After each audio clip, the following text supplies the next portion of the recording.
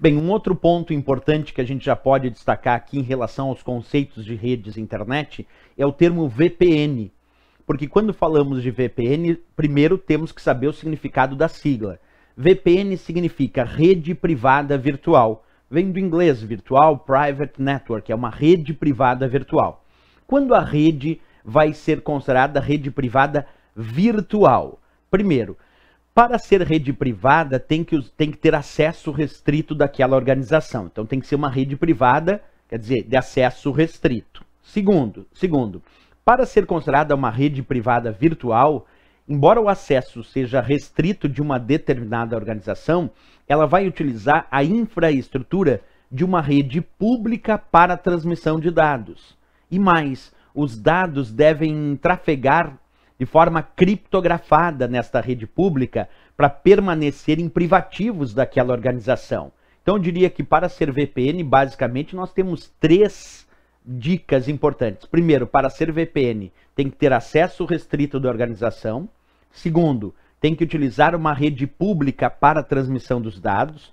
Terceiro, os dados devem estar criptografados num processo que nós chamamos de tunelamento, onde se cria um túnel criptografado para percorrer os dados apenas daquela organização e manter esses dados privativos, mesmo quando circulam em uma rede pública. Essa é uma parte importante quando estudamos VPN. Então vamos prestar atenção aqui na ideia da ilustração. Acompanha aí na tela. Nós temos ali a ideia de uma empresa que tem a sua filial em um determinado local, com a rede privada, a rede local, a rede interna daquela filial, e essa mesma empresa tem a sua matriz num outro local. Então imagina uma empresa com a matriz e a filial.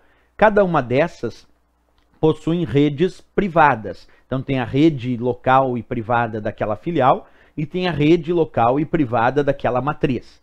Aí vamos imaginar que é necessário fazer a troca de dados entre a matriz e a filial. Essa empresa quer trocar dados entre a matriz e a filial. O que essa empresa vai fazer se ela deseja fazer essa troca de dados entre a matriz e a filial? Bem, ela pode contratar um serviço de VPN. E nesse serviço de VPN é possível usar a internet como sendo uma rede pública que permite tráfego de dados entre a matriz e a filial. Mas para esses dados permanecerem privativos, sem problemas em relação à segurança na transferência de dados entre a matriz e a filial, já que esses dados vão percorrer essa rede pública chamada internet, o interessante é criptografar esses dados. E aí que nós temos a ideia da VPN. Percebe nesse fato aqui, ó. Por que eu tenho, nesse exemplo, uma VPN? Porque eu tenho uma rede de acesso restrito só daquela organização, trocando dados entre a sua matriz e a filial. Essa troca de dados está acontecendo através da infraestrutura de uma rede pública, como o caso da internet, mas esses dados, observa, estão criptografados, criando um túnel criptografado nesta rede pública só para trocar dados daquela organização. Por isso nós vamos chamar de rede privada virtual. O virtual vem de dizer que essa rede não é totalmente privada. Ela é privada em relação ao acesso à informação.